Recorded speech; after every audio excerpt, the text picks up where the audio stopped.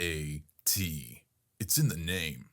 Welcome into the Helping Healing Humor podcast with Ben and Travis. Today, we're going to talk a little bit about emotions and where they fit into our lives and how, as Christians, we're supposed to deal with those. And of course, we're going to start with the example above all examples, Jesus. And so we'll get right to that conversation right after these messages.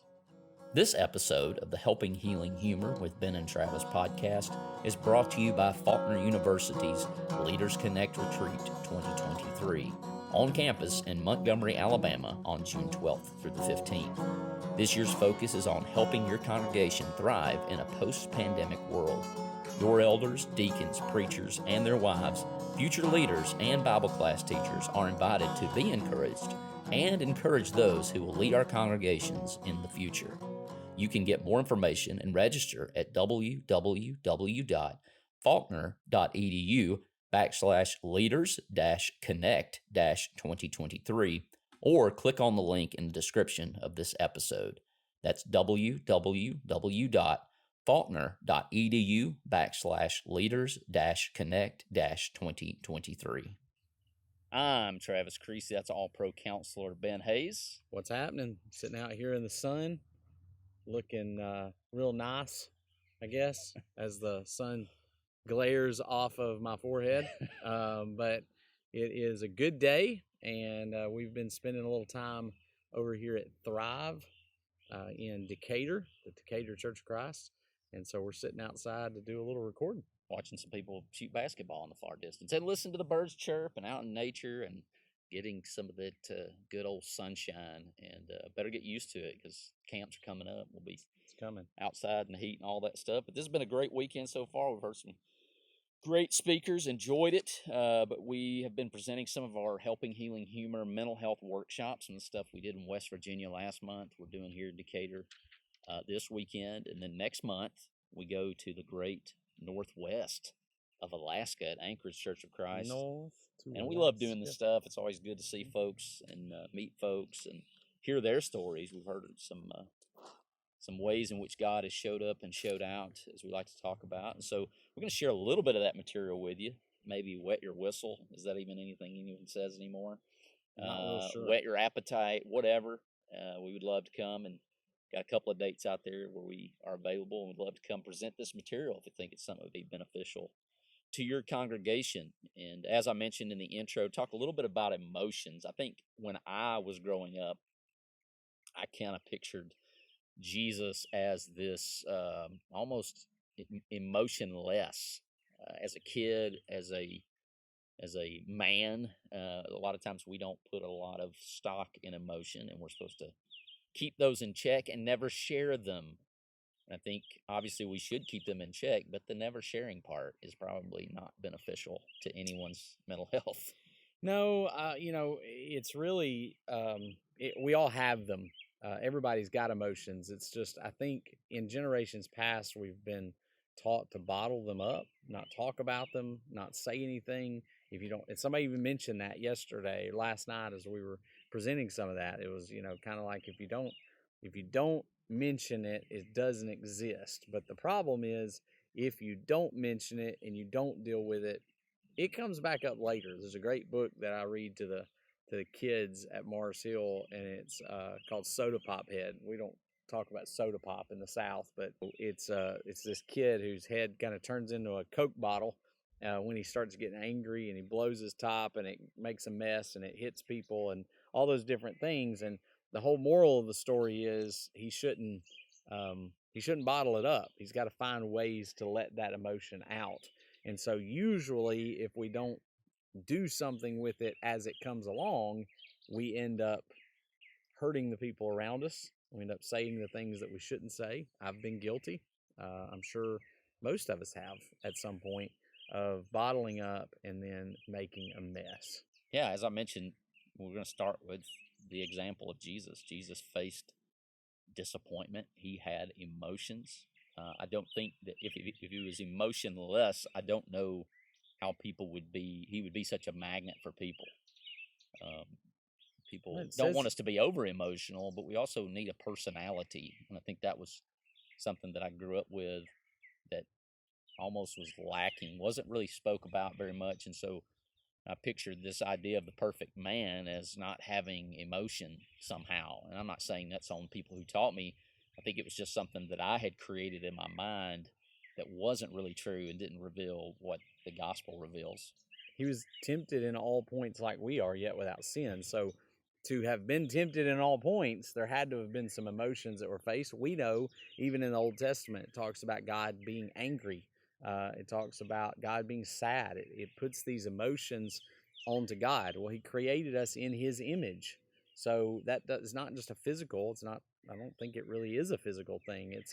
It's our character is like Him, and so that's the one thing is Jesus did struggle. And John 11:35 is the favorite verse of every child that's told they have to memorize a Bible verse, right? Jesus wept. And I grew up and even have been guilty at times of trying to figure out what was it that made Jesus weep. It was because people didn't understand his power, or it was because people didn't, and we try to figure out what is it that would have made the Son of God actually cry.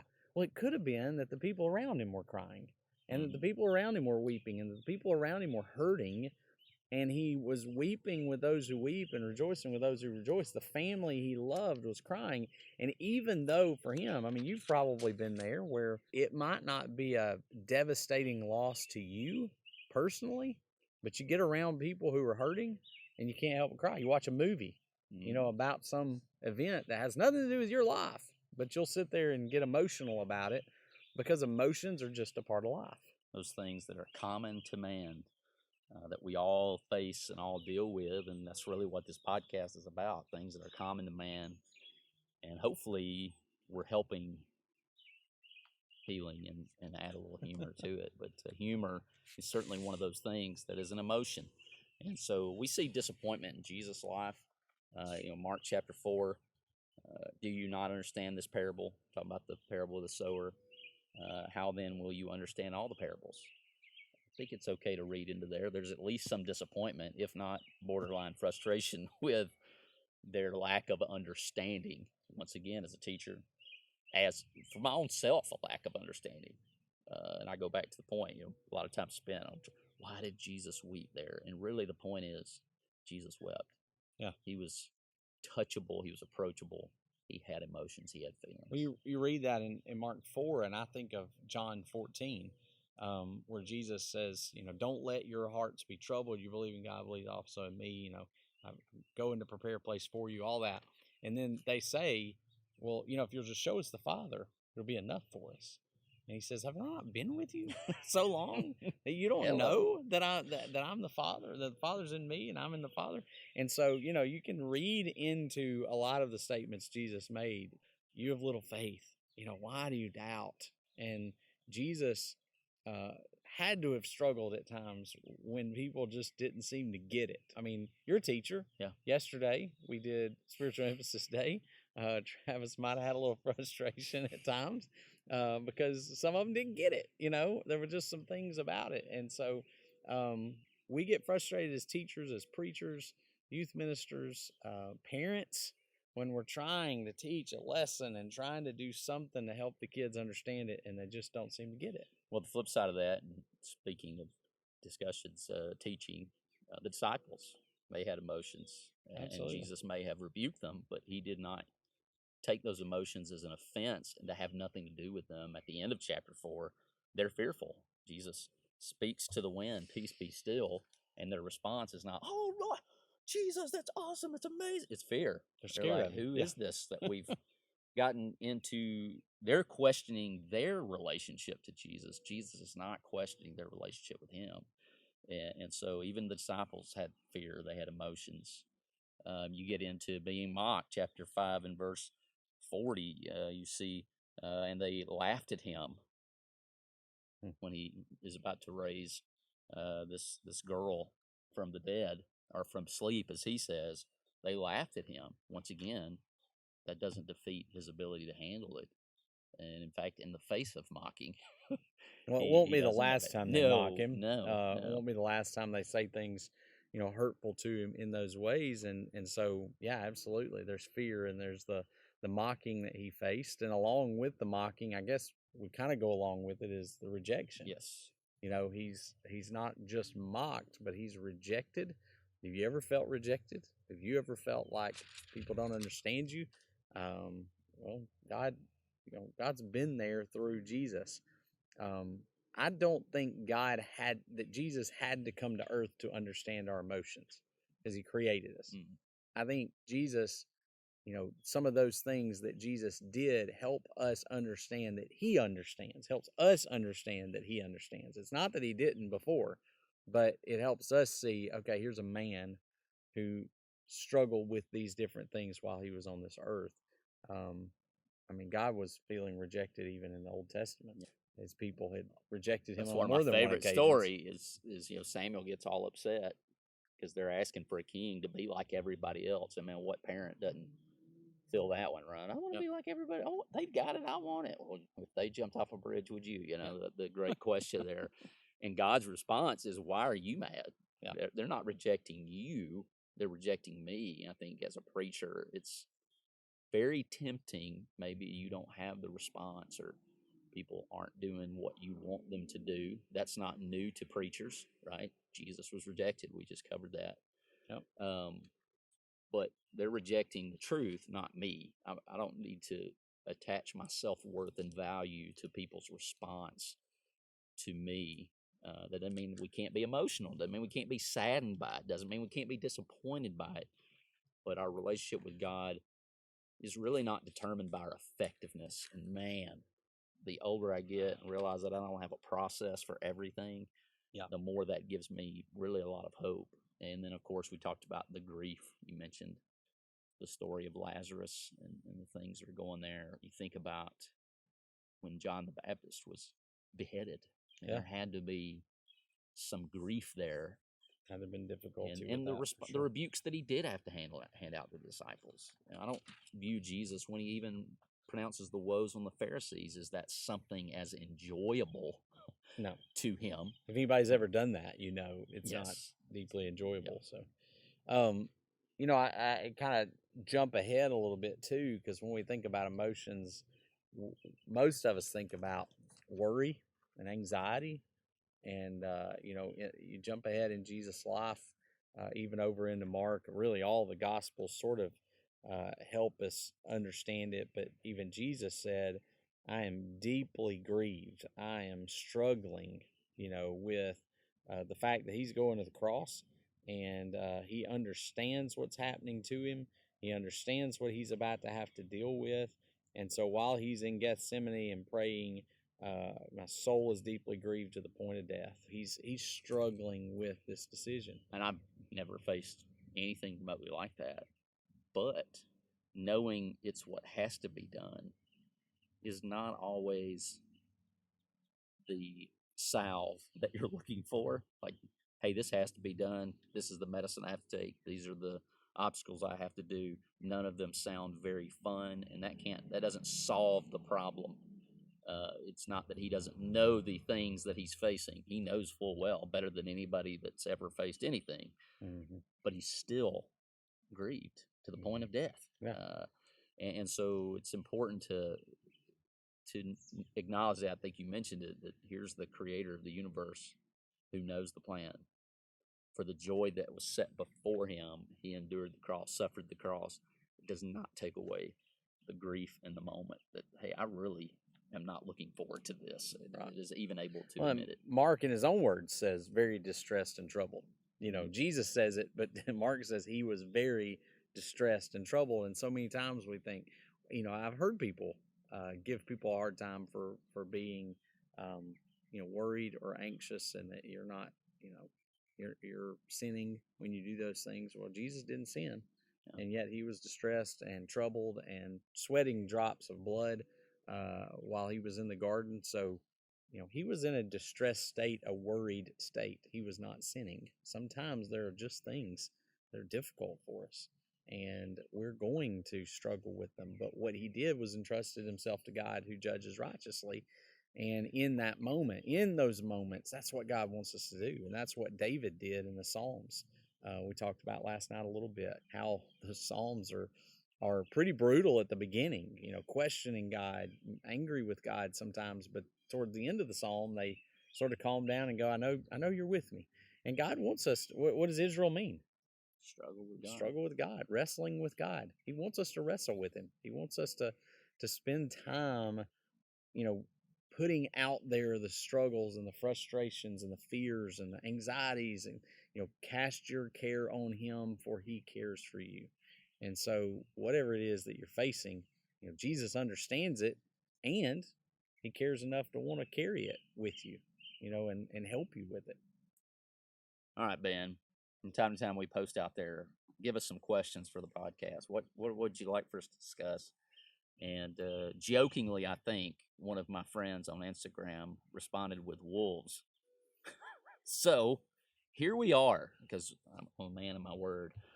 When I say the word wolves to wrap up our show, what do you think about? And I'll give you a second to think. I think about, I can't remember who used this as an illustration. It may have been you, Ben, where when the wolves get out of hand, I think it maybe even in Alaska where we're going, but up north where there's a lot of snow or whatever, they'll know put the story you're going to. They'll put blood on a knife and make sure I'm telling this right. Yeah. And they stick it in the ground, and so they freeze it. The like wolf a popsicle smells the blood or is attracted by the blood and starts to lick that knife.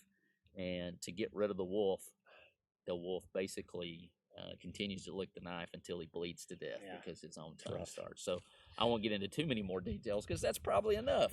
Yeah. Man, what you think about when we say wolves? So I think about, the funny part I think about is she should have chose Jake and not Edward. But then I'm not gonna get too much into that. But anyway, the one that stands out to me, it starts with January's always bitter. Oh, but yeah. Lord, this one beats all. And the wind ain't quit for weeks now, and the drifts are 10 feet tall. It's a lyric to one of Garth Brooks' songs, and it's talking about the help me from being the ones the wolves pulled down. And it'll get you. Get you in the fields. Yeah. And I read the story about it one time, and it was a young girl who some of the people she knew in Montana, I think, had lost their farm, and she sat down and she was writing some songs while she was working through college, and she was kind of struggling, and she wrote out the lyrics and thought, it's trash. She balled them up and threw them in the trash can. And her boyfriend at the time came over to the apartment or something and was digging through the trash and finds these lyrics.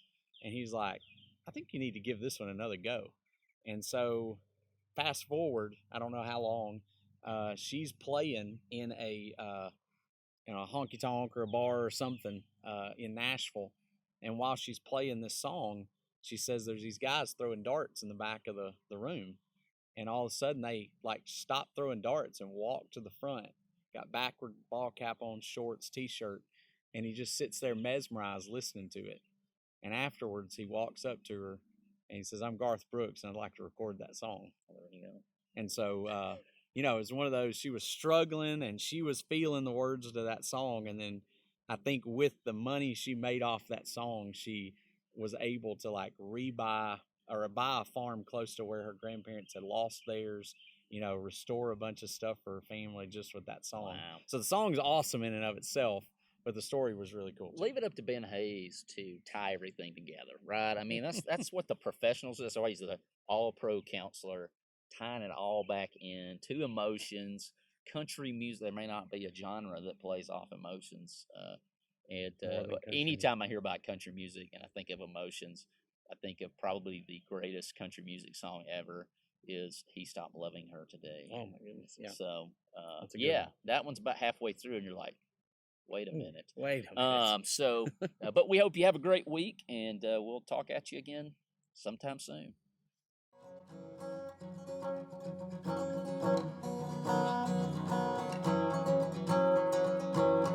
Thanks for being with us for this episode of the Helping Healing Humor podcast. Be sure to download our free ebook, 28 Days of Focused Living, at benandtravis.com and receive all of our Helping Healing and Humor extra content directly in your inbox. We look forward to having you join us at the same Ben and Travis time, same Ben and Travis channel.